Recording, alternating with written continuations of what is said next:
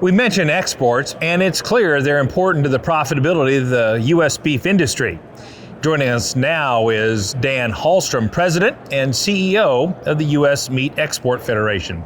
Dan, thanks for coming to the show. Obviously, we've had a little dampening of U.S. exports this year. Talk to us about some of the factors that have led to that.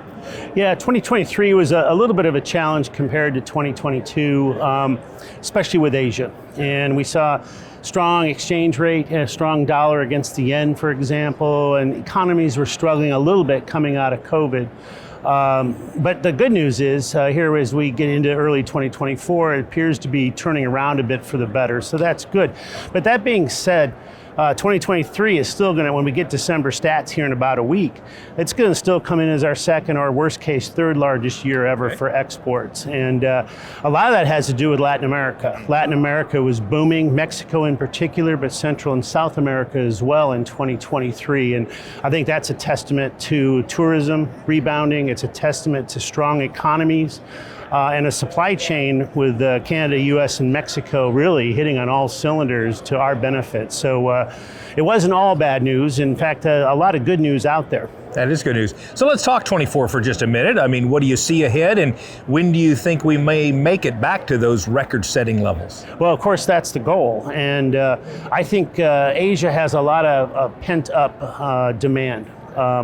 Food service, most of the world post-COVID, we saw a food service rebound, or really a revenge spending type of scenario. Right. We didn't see that in Asia, and especially not in China, especially not in Japan. And I do think there's some potential there to see some of that revenge spending come in 2024. So we've talked about Asia, we talked about Latin America. What are some other markets that you see some growth potential in?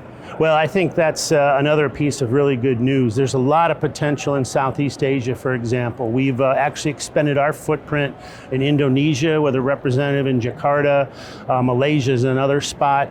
The supply chain's not that well established in Southeast Asia, in that part of Southeast Asia, so that's a potential positive. And of course, another area I've been talking about for a long time, of course, is Africa, especially West Africa and the southern part of Africa. Already a destination for beef variety meats, but there's a lot of potential for muscle cuts as well. Very good. Thank you so much for your updates and for all you do to grow beef exports for us. It's our pleasure. Thank you. Now, to learn more about the work of the U.S. Meat Export Federation and its efforts to enhance U.S. beef demand overseas, just visit their website at usmef.org.